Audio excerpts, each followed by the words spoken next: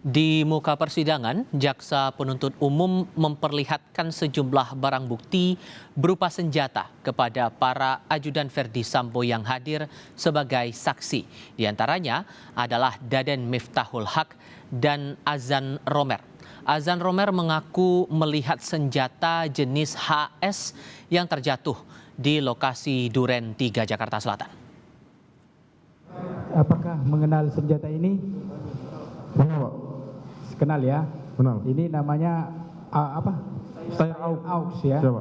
Ini yang melekat di mana? Di mobil LM. Di mobil LM ya. Ya, Pak. Oke. Ini yang kebawa sehari-hari ya. Siapa? Ini magasinnya. Betul, Pak. Untuk senjata ini kenal apa tidak?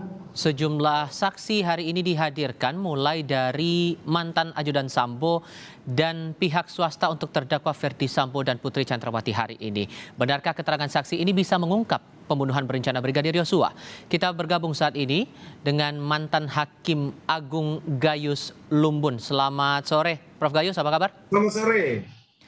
Dari keterangan-keterangan saksi yang hadir di muka sidang hari ini untuk terdakwa Verdi Sambo dan Putri Chandrawati, Anda menilai bahwa posisinya sudah memberatkan dakwaan terhadap keduanya atau sebaliknya? Gini, saksi itu semuanya sama. Kemudian yang dihadirin ini nanti akan ada saksi yang statusnya memberatkan dan meringankan. Ini sekarang masih dalam kelompok yang dari JPU, artinya saksi yang memberatkan mestinya.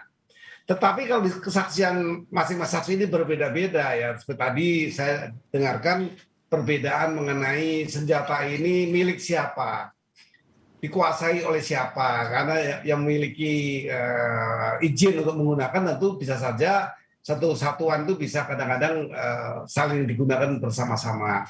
Nah, ini memang merupakan satu hal yang sulit kalau keterangannya berbeda. Namun saya mencoba untuk menggambarkan bahwa saksi yang ada di persidangan ini, kalau dikelompokkan ada dua. Satu, saksi fakta, yaitu saksi yang ketika itu ada di sana dan melihat semua peristiwa, termasuk melihat senjata itu. Kelompok yang lainnya adalah saksi yang tidak terkait, tetapi saksi yang tidak di situ, tidak peristiwa itu, tapi tahu dan bersama-sama. Ya, saya akan mengatakan kalau saksi fakta yang juga sebagai pihak terdakwa yang dianggap masuk di 340 atau perencanaan itu ada 5 di sini, yaitu FS, Putri Chandrawati, kemudian Bribka RR, kemudian Kuat Maruf, dan ada Bribka Richard Eliezer. Ya, ada 5 yang menjadi saksi, tapi sesungguhnya dia juga terdakwa pasalnya 340, subsidiar 338, junto 55. Nah, ini kira-kira yang perlu diperhatikan. Kalau ada perbedaan, tentu kita akan melihat kedudukan yang bersangkutan sebagai apa. Kalau yang bersangkutan sebagai saksi fakta, saksi yang ada ketika itu di tempat itu, yang menjadi persoalan pada sidang ini, ya itu tentu lebih memiliki kekuatan. Pertanyaannya, bagaimana kalau kedua yang berbeda ini di satu kelompok saksi yang pada faktanya melihat, mengalami, dengar sendiri. Nah, itu tentu beda dengan saksi lain, saksi alibi, saksi de auditu yang meringankan, atau saksi yang memberatkan, atau bahkan ada saksi alibi sekarang yang diputus oleh MK, walaupun tidak menjadi orang yang tahu langsung, tetapi mempunyai pemahaman yang mempunyai keadaan yang berkaitan dengan perkara itu. Oke, jadi kalau bisa saya tegaskan begitu, Anda belum menangkap bahwa ini bisa memperberat atau meringankan posisi terdakwa dari keterangan para saksi yang hadir hari ini? Kita bisa menafsirkan. Kalau dia memang dari 5 orang tadi, artinya yang bersangkutan saksi ini juga saksi di tempat itu, saya sebut sebagai saksi fakta, yang secara faktual dia tahu, lalu kedudukannya sebagai apa? Kalau dia berkaitan dengan orang yang didakwa juga melakukan perbuatan-perbuatan bersama-sama melakukan pembunuhan ini, kelompoknya tentu dia punya kepentingan.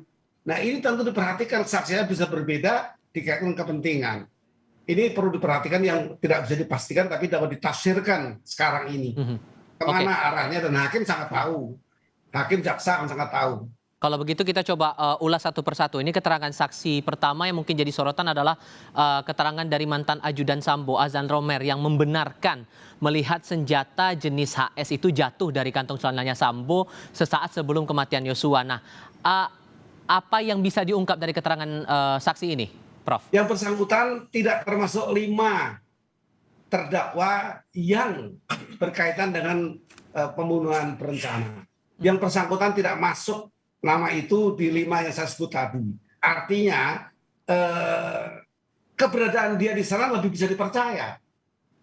Karena dia tidak beban bahwa dia nanti akan menjadi terdakwa atau saksi mahkota dalam urusan ini, tentang senjata ini. Artinya dia tidak berbeban, sehingga keterangannya tentu akan dipandang sebagai lebih objektif, tidak ada kepentingan. Tetapi kalau saksi yang satu di antara 5 tadi tentu punya kepentingan untuk menghindarkan diri, untuk melepaskan dirinya.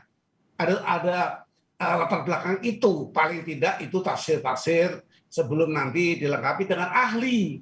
Karena setelah ini kita perlu mendengar ahli.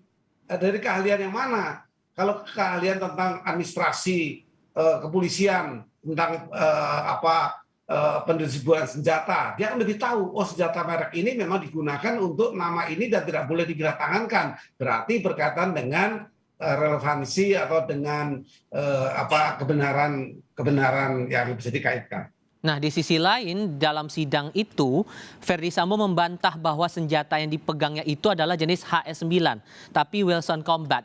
Nah, dari keterangan atau bantahan yang disampaikan oleh Sambo ini, Anda menilai bahwa ini upaya dia untuk melawan bahwa tidak terbukti sebetulnya ada upaya pembunuhan berencana di situ? Kalau saya kaitkan dengan 5 orang, ada nama Ferdy Sambo memang. Berarti dia akan masuk kelompok yang dituduh sementara ini sebagai terdakwa atas pasal 340 yang berat, ya. Ada dari 5 ini. Kalau yang berbeda pendapat di luar yang 5 ini, tentu secara tafsir hukum kita kan dia tidak punya beban untuk dia harus bohong atau dia harus berkata yang berbeda. Ini pandangan saya. Tetapi dari semua itu hakim perlu ahli. Tadi disebutkan ahli mengenai mungkin administrasi senjata di Mabes Polri. Ini dipercayakan kepada pemegangnya siapa, penggunanya siapa, dan jenis ini mungkin untuk perwira tinggi. Itu tentu ahlinya yang tahu. Tentu para ahli ini tentu perlu nanti disikapi perbedaan ini dengan ahli. Baik ahli mengenai persenjataan, administrasi persenjataan di instansinya, atau ahli-ahli lain yang mengenal mengenai bentuk senjata, bentuknya, jenisnya, beratnya, dan sebagainya, itu ada ukuran-ukurannya. Nah, di sini kan sudah kelihatan begitu ada perbedaan keterangan. Dari saksi melihat itu senjata HS9, tapi dari terdakwa menyebutkan bahwa senjata yang dipegang bukan HS9. Apakah kemudian perlu dalam persidangan ini menunjukkan rekaman CCTV sesaat sebelum upaya pembunuhan berencana itu dilakukan? Ya kalau sedikitnya ada, kan saya dengar udah dirusak, bahkan diganti softwarenya. Tetapi saya lebih memilih pandangan diperlukan kedatangan saksi ahli untuk memastikan, untuk menentukan baik bentuknya, kalau ada rekamannya, nanti dari rekaman tadi, kalau tidak ada ya mungkin berdasarkan data-data yang ada di instansinya. Oke. Jadi bisa kalau dengan keterangan saksi ahli itu maka bisa ditegaskan kalau betul kemudian HS9 itu yang dipakai, maka jelaslah bahwa ada pembunuhan berencana di situ. Ya, ditambah lagi yang berbeda itu siapa. Kalau di kelompok 5 orang yang menjadi terdakwa 340, tentu ini mempunyai kecenderungan ya dia tentu ada sesuatu yang diperlukan keterangannya berbeda. Sementara kalau tidak masuk 340, yang disebut tadi hanya ajudan, ya tentu dia tidak punya beban bahwa dia sebagai terdakwa di 340, seperti itu. Oke. Keterangan lainnya juga menarik untuk dicermati adalah keterangan dari salah satu petugas bank, Anita Amalia. Disebutkan bahwa ada transaksi dengan nilai uang 200 juta rupiah dalam rekening Yosua ke rekening Ricky Rizal. Bentuknya transfer begitu. Nah, Ricky kemarin langsung mengungkap atas perintah Putri Sambo transaksi itu dilakukan. Nah, Sambo bilang itu uang miliknya. Anda menangkap ini maksudnya ke arah mana nih? Ya, saya akan mengatakan bahwa orang yang mempunyai kewenangan untuk memindahkan, orang memiliki kewenangan untuk bisa menyetor sejumlah itu kepada rekening tertentu, itu tentu perlu diperiksa di situ. Tetapi apakah ini ada di dakwaan? Kalau tidak didakwakan, ya tentunya JPU kembali akan mendatangkan saksi-saksi lain, bukan orang di bank yang tergantung kepada surat kuasa.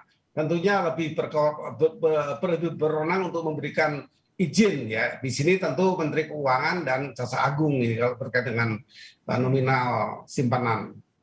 Itu baru dapat diketahui nanti. Lalu kalau sudah menyebut nama orang seperti Putri Chandrawati, tentunya nanti JPU akan kembali cross check itu, mengevaluasi lagi. Ketika di BAP itu apa bunyi penyidikan, kemudian sehingga tidak bisa masuk di dakwaan misalnya. Baik, kita akan cermati lagi untuk sidang berikutnya. Prof Gayus, terima kasih banyak sudah berbagi perspektif bersama Kompas TV untuk sore hari ini. Sehat selalu untuk Anda, Prof.